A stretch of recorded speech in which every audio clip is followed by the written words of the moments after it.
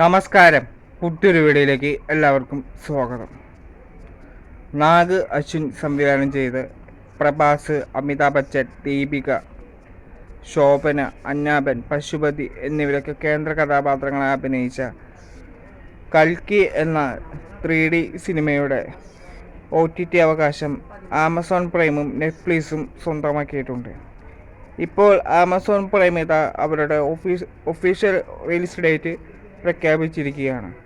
അവർ ഈ വരുന്ന 22-ാം തീയതി കൽക്കി എന്ന സിനിമ റിലീസ് ചെയ്യുമെന്ന് കൺഫേം ചെയ്തിട്ടുണ്ട്. അപ്പോൾ കാത്തിരിക്കാം ഈ സിനിമയുടെ OTT റിലീസിനായി. അപ്പോൾ മറ്റൊരു വീഡിയോയുമായി നമുക്ക് വീണ്ടും കാണാം. അതുവരേക്കും ബൈ.